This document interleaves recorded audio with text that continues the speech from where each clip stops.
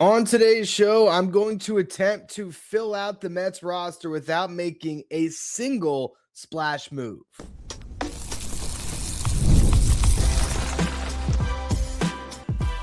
You are Locked On Mets, your daily New York Mets podcast. Part of the Locked On Podcast Network, your team every day.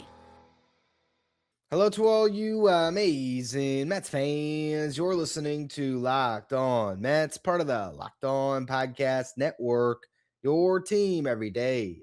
Thank you for making Locked On Mets your first listen every day, and thank you for making Locked On the #1 sports podcast network. On the show today, I'm going to go through the Mets roster and make a bunch of additions without making a big splash. So no Cody Bellinger, no Kyle Tucker, no Framber Valdez. We're looking at minor moves that could be put together to turn the Mets into a solid team in 2026. In the first segment, I'll focus on the pitching. Second segment, I'm going to try to build a platoon out in left field. Final segment, we're going to put it all together and see what this team would look like next season. Before we get to any of that, though, I'm your host, Ryan Finkelstein. I've been covering the New York Mets on this show since the 2019 season. This is the #1 daily podcast on the New York Mets. Want to find any of my written work, you can do so over at justbaseball.com, where I work as the editor-in-chief. Today's episode is brought to you by FanDuel. Before tip-off, check the FanDuel app and see what's dropping during NBA Happy Hour every Friday from 6 to 7:30 p.m. Eastern Time. All right, so before we get into the specific moves, let's lay out a blueprint. What do the Mets need to do for this roster to feel complete? We'll start at first base in DH. Jorge Polanco, I believe, is your first baseman. If the Mets aren't making any splash moves, maybe it's because Mark Vientos is going to be the DH and they're willing to bet on him for another year. So I'm not going to make a move to address this infield or the DH position. Polanco's the first baseman, or it's Vientos. The other one's the DH. You got Semien at second, Lindor at short, Baty at third. Ronnie Mauricio is your depth in AAA that can back up everywhere. Acuna is your defensive versatility. He's the utility piece that's on your roster that can also back up all over the infield. In the outfield, we're likely looking at a platoon in left field because we're not making a splash. So no Tucker, no Bellinger, and that's pretty much the only starting caliber outfielders on the market along with Harrison Bader. You got Carson Bench playing center. You got Juan Soto and right. Tyrone Taylor is going to be your fourth outfielder. We're going to look to add a mid-tier starting pitcher to fortify the rotation and add an arm or two to this bullpen.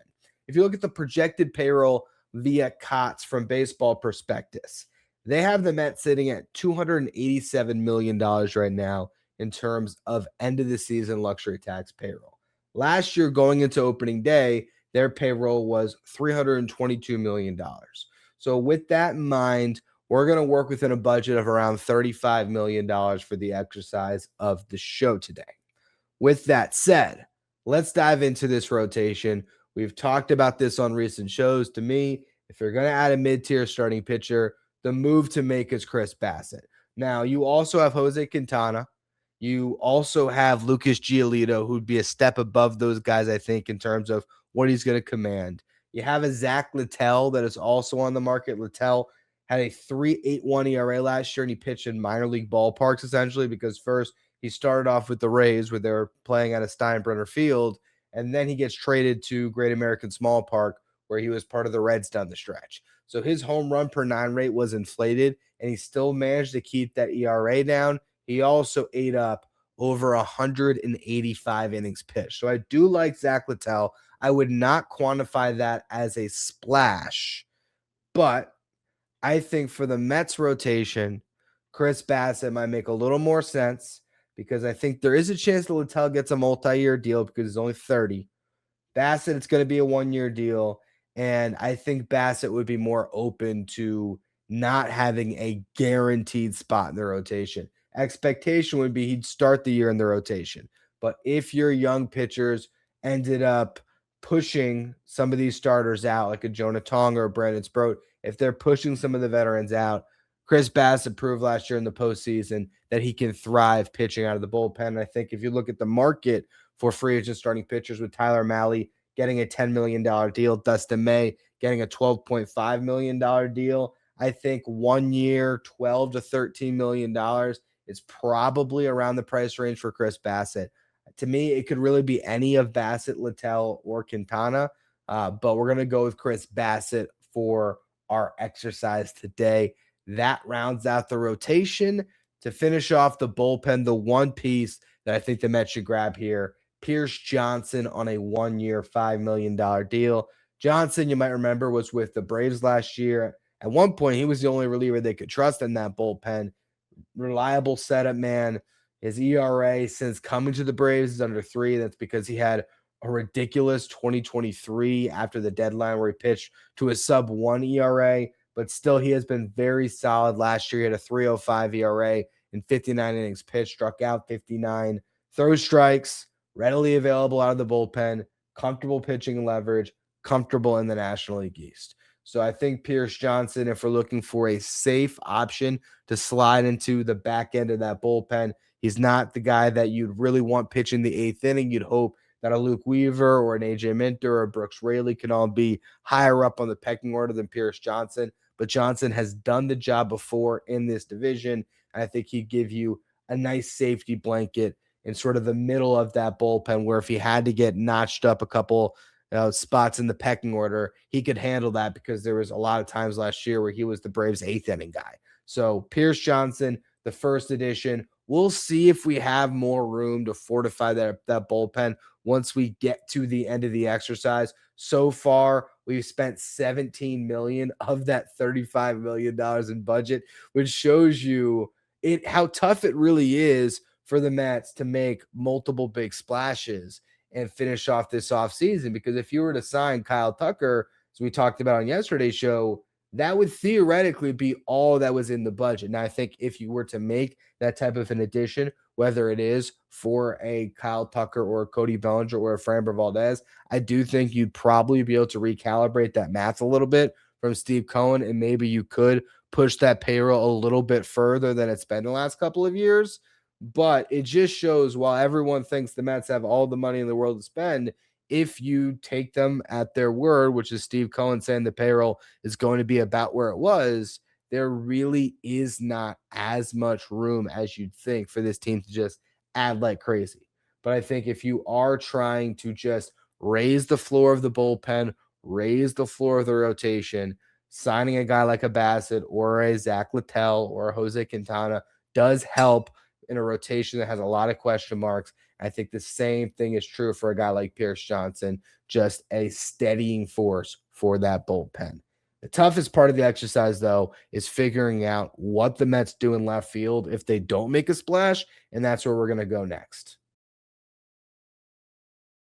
Today's episode is brought to you by Rocket Money. Let's be real. Managing your finances can feel overwhelming. Between subscriptions you forget about, bills that just keep going up, and trying to figure out where all your money is actually going each month, it is easy to feel like you're just losing control. And that is why you should check out Rocket Money, because if you don't have time to track every transaction and hunt down those hidden fees, Rocket Money is there for you. The personal finance app that helps you take control of your finances and find and cancel any unwanted subscriptions. It'll monitor your spending and help you lower your bills so you can grow your savings.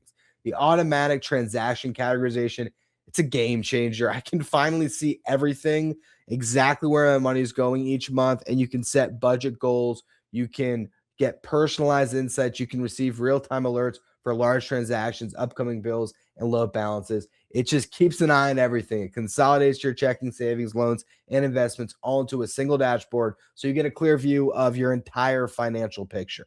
Let Rocket Money help you reach your financial goals faster. Join at rocketmoney.com/locked-on. That's rocketmoney.com/locked-on. rocketmoney.com/locked-on. If you're watching on YouTube, do me a favor and hit that subscribe button. Help us get closer to our next goal of 16,000 subscribers. All right, let's start building out this platoon in the outfield. Couple of bats that make some sense on the trade market before we look at free agency. You got Lars Nootbaar, who the Mets were connected to this offseason. Jake Myers, that were also connected to this offseason. Ramon Laureano, they've been connected to. And one I'm going to add in, that we talked about in yesterday's show, and that is Joey Loperfido. We'll start at the top with Nootbaar. He had surgery in October to address deformities in both of his heels. The hope is he can get back to the player he was from 2022 through 2024, where he was always an above-average hitter. He walks at a high clip. He doesn't strike out much. Career 13% walk rate, 20% strikeout rate. Typically has gotten on base at a solid enough clip. You're looking at a 320 to 340 on base percentage throughout his career. But when he was at his best from 2022 through 2024, the OBP was more around 350. He had one season where it was over 365. So if he's getting on base at a good clip, he can pop you 15 home runs, left-handed bat with 2 years of control at 28 years old. For his career, he has a 115 WRC plus against right-handed pitching. So that is what you're looking at, a solid enough defensive outfielder, and I'd imagine he can get back to being above average if whatever happened with his heels, now that's cleaned up, if he starts to run better. I think you could see some upside defensively. And offensively, I think he can hold his own as the large part of a platoon in the outfield. So I do like Nootbaar if the Mets aren't going to make a big splash. I can see the merits in trading for him. I also don't think it's going to cost an arm and a leg to get him. Again, 2 years of control coming off one of the worst seasons of his career. And also a team that just is looking to get anything right now and to probably free up some at-bats for some younger players. I think you can get away with a lottery ticket and maybe a couple teenage lottery tickets.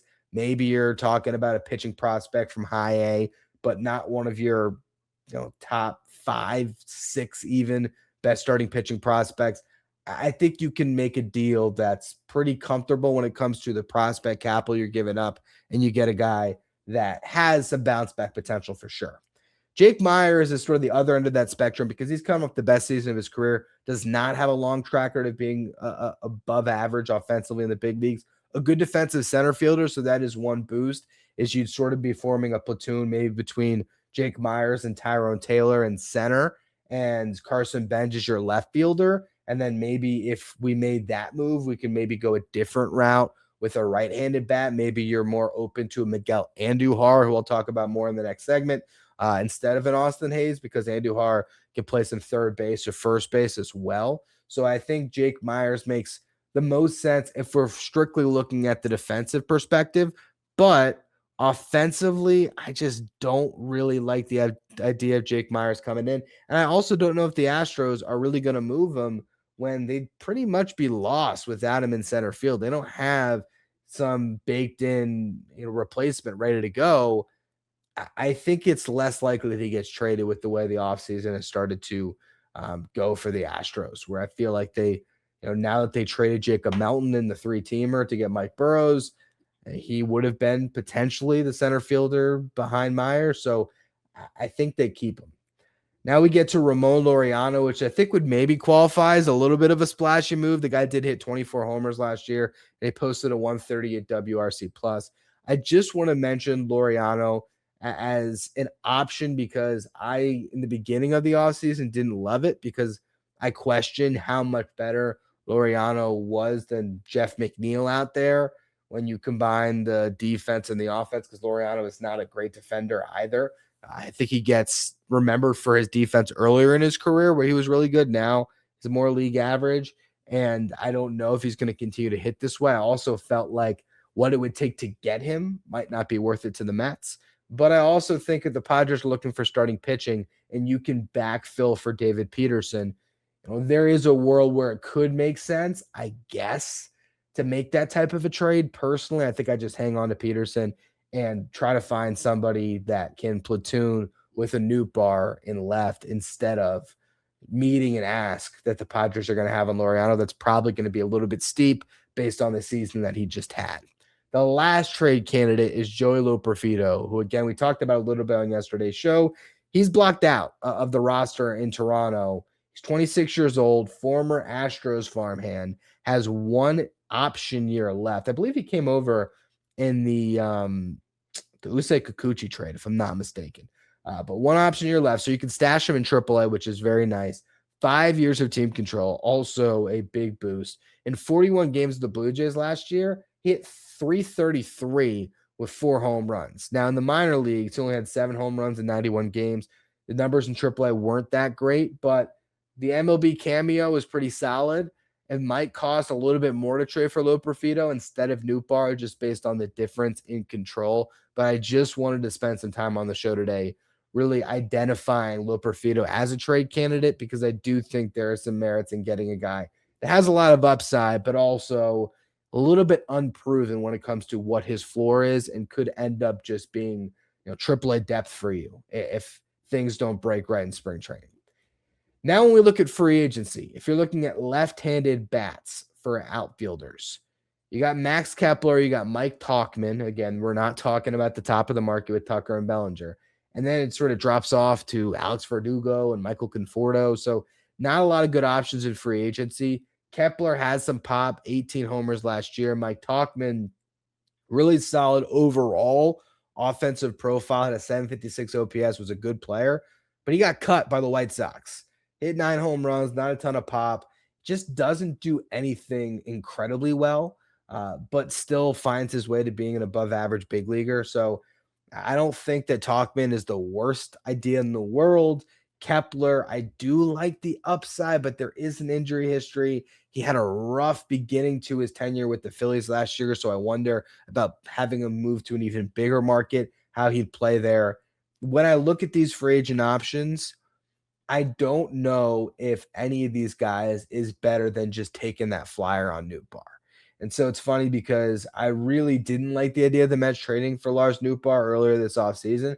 And ultimately, I'd still prefer them to make a splash to finish off this outfield. But I do think if push comes to shove, you could do a lot worse. And I also would imagine that Jeff Albert, who was with the Cardinals before he came to the Mets as their hitting coach, would have a really good working relationship with Nootbaar. And if the Mets make that acquisition, I'd imagine it's because Albert believes that they can get more out of his swing. So, and to be fair, his numbers were pretty good. I think he had his career year in 2023, and I believe that was the final year that Jeff Albert was the pitching coach for the Cardinals. So I think based on all of the options, I think the best win now player for the Mets in 2026 is probably Lars Nootbaar. Is projected to make $5.7 million in arbitration, according to Fangraphs. We'll round it up to 6. So that is our next addition, which brings us to the last piece, which is finding a right-handed platoon partner for Nootbaar. There's really only 2 options. You have a guy that's not really an outfielder, but absolutely raked last year, and that's Miguel Andujar. And then you have Austin Hayes, who we've talked about on this show. The Mets have shown interest there. He makes some sense. He did hit lefties very well, but it is a little bit of an underwhelming platoon. We're going to get to completing it in the next segment. Who's the better option, Hayes or Andujar? And then what would the team look like? Today's episode is brought to you by FanDuel. Fridays already feel different during basketball season, and FanDuel is going to make them even better. Every Friday night before the games tip off, FanDuel is giving fans a new way to kick off the weekend with NBA Happy Hour. NBA Happy Hour is your official pregame, a limited time window where special offers drop right inside the FanDuel app before the action starts. Fridays from 6 to 7:30 Eastern time, it's appointment viewing with NBA Happy Hour, because you can open up the FanDuel app and Happy Hour is going to bring you something new every time.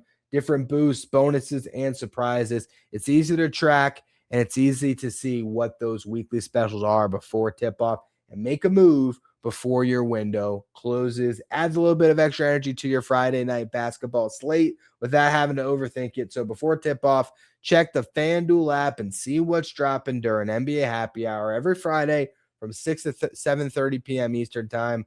Little basketball, little action, and a whole lot of Friday energy. That's NBA Happy Hour only on FanDuel, the official sportsbook partner of the NBA. Thank you for making Locked On Mets your first listen every day, and thank you for making Locked On the #1 sports podcast network. You already live your team every day. Now it's time to take it up a level and go ad-free. Join the Everyday Club today and get Locked On Mets with no interruptions, members-only Discord access, and more, all for just $5 a month or $50 a year.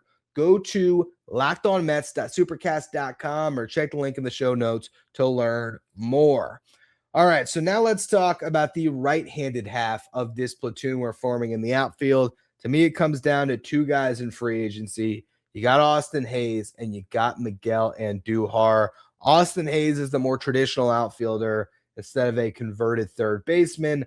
Last year, Austin Hayes hit .319 with a .400 on-base percentage and a .500 slugging percentage against left-handed pitching. Had a 155 weighted runs created plus, so 55% better than your league average hitter. 13 of his 15 home runs, though, came against righties.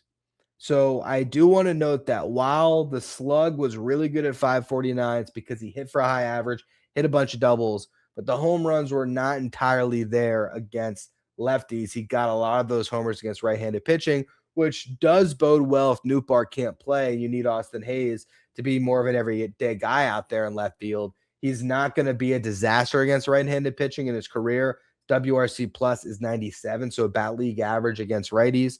Against lefties, career 124 WRC plus. You are getting a lefty masher. You're getting a actual outfielder. I think he makes a lot of sense, but I would say that Miguel Andujar, while having less of a track record, has more upside. And he finished the season incredibly strong. Hit .359, 400 on base, 544 slug. So that OPS was .944 in 34 games with the Reds, a 159 WRC plus. On the season overall, still solid numbers, 125 WRC plus, 822 OPS. Against lefties, this dude batted .389 last year with a .409 on base and a .578 slug, a 171 WRC plus. 4 of his 10 homers came against left-handed pitching. So it's tough because I think Andujar is the bat that I would prefer over Austin Hayes.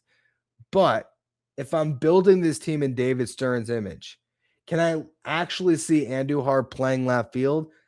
Probably not, but he's also not good at third either. Maybe he's playing some first, maybe he's DHing. If that happens, well, that's pretty much just an older version of Mark Vientos with less upside. So it's tough. If you actually view him as a viable left fielder, and I think he can hold his own out there, he's not going to kill you. He's just not going to be very good. And when you have him in one corner and Juan Soto in the other, not the best outfield, especially if Carson Bench is in center, but maybe against left-handed pitching, you end up putting Bench on the bench and it's Tyrone Taylor in center and Miguel Andujar in left, and maybe that does cover up a little bit for the lack of defense. I just don't know if I could see the Mets signing Andujar unless they had moved Mark Vientos in a trade and Andujar was going to compete or not compete, but be part of some type of a DH platoon where he'd be getting some time at first, getting some time at third. If it's maybe Andujar, Mauricio, getting the opportunity at DH, where Andujar could just be your DH. I like the bat, but I think if we're trying to build out a Mets team that we can actually see David Stearns putting together, Austin Hayes gives you a better glove in the outfield, a more well-rounded fit. And so I think the platoon is going to be Austin Hayes and Lars Nootbaar, which brings us to a final product here, or almost. Let's actually do the math first. All right, so we'll call it $6 million on Hayes. We signed Bassitt for 12.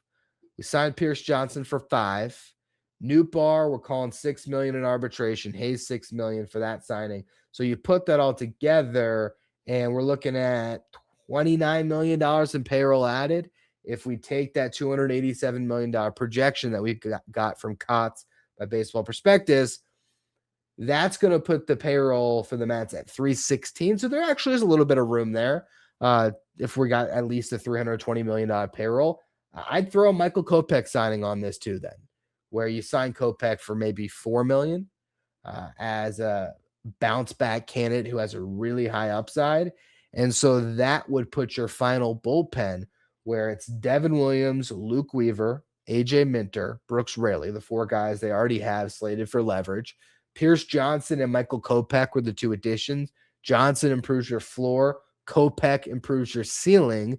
Adbart Azalea could make the bullpen out of spring training.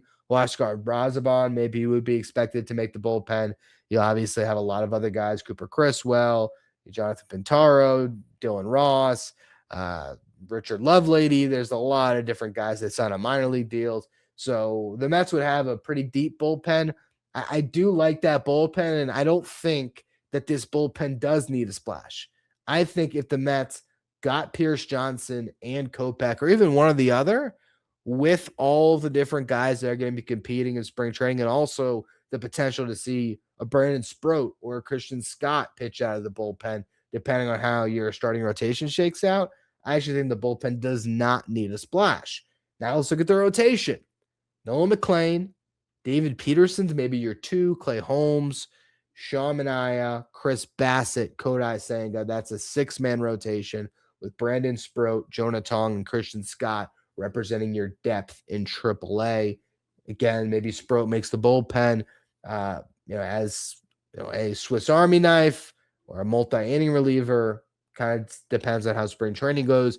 Usually someone's going to get hurt, and that's how I think Brandon Sproat would ultimately end up sliding into the rotation, and you probably would lean 6-man because in this forecast of the team, Kodai Senga still on the roster. And I also think you'd want to protect Nolan McLean a little bit. You'd also maybe want to ease in Sean Manaea, Clay Holmes, David Peterson.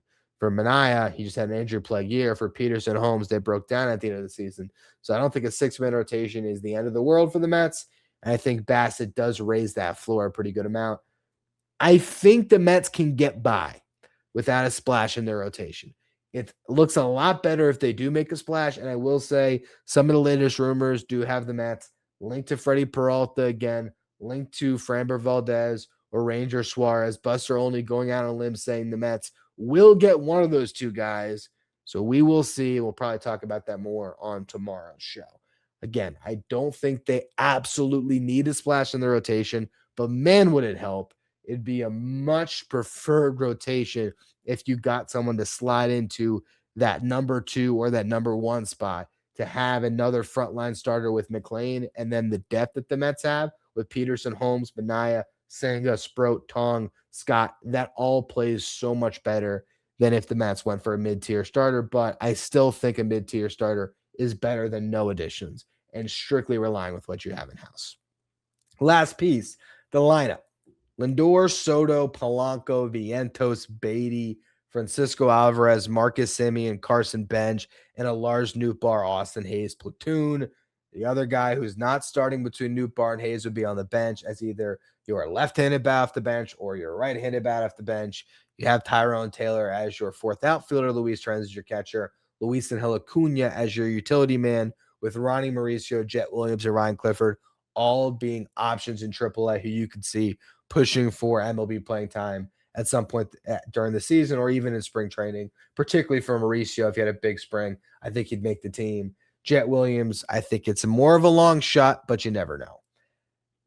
That lineup, it's a little rough for me to see the Mets not make a bigger addition in left field, but I would say if they make a splash in that rotation, if they trade for Freddie Peralta or they sign Framber Valdez, and that rotation feels rock solid, and they make a couple additions to that bullpen, and that bullpen feels really strong as well, I do think you could get by with a Nootbaar, Hayes platoon in left and the rest of your lineup as is. But the problem with that is you are really relying on 2 of Baty, Vientos, Alvarez, and Benj being really good players.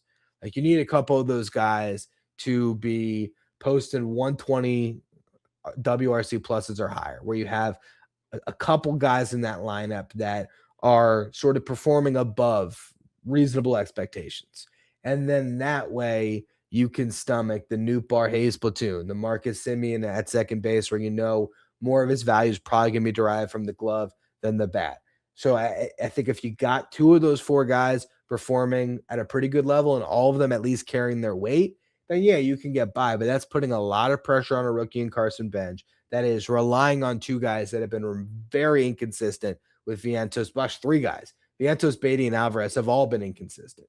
So it's asking a lot of your young players if you don't make that big addition to the outfield, whether that is signing Tucker, Bellinger, or swinging a trade for a Jarren Duran, or even the upside play of a Luis Robert. All those moves quantify as splashes, though.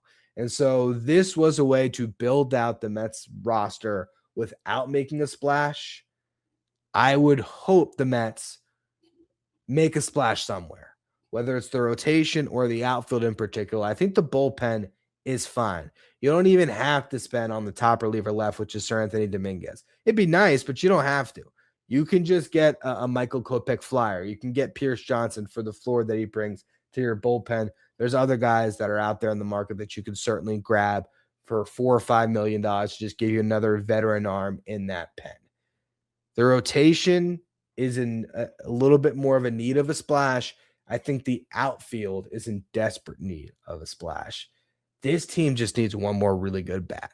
And while in the aggregate, if Lars Nootbaar off of the heel operations is a new man and he is back to being the guy that he was from 2022 to 2024, where he was routinely putting up a WRC plus about 15% better than league average, and he was hitting double-digit home runs every year, and he was playing good enough defense in the outfield, yeah, it can work. And Austin Hayes can mash lefties, and maybe it all comes together, and you look at the best version of the splits, and each of these guys lives up to that.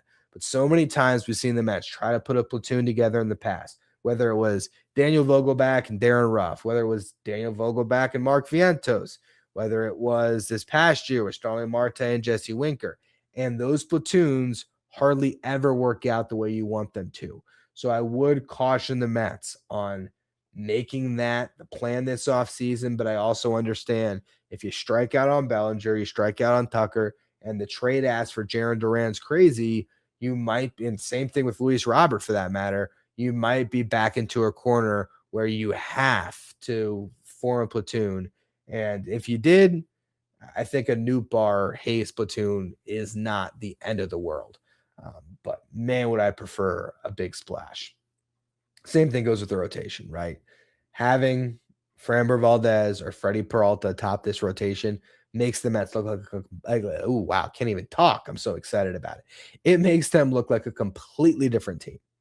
So we'll see. On tomorrow's show, I'll likely address the latest rumors surrounding the Mets' pursuit of a starting pitcher. Maybe they'll do something. Wouldn't that be fun? Maybe the Mets will make a move, or maybe somebody in the league will make a move that's not forced by a deadline on a posting fee, and we can react to a free agent signing. Or maybe we're still sitting here, all sitting on our hands, waiting to see what comes next.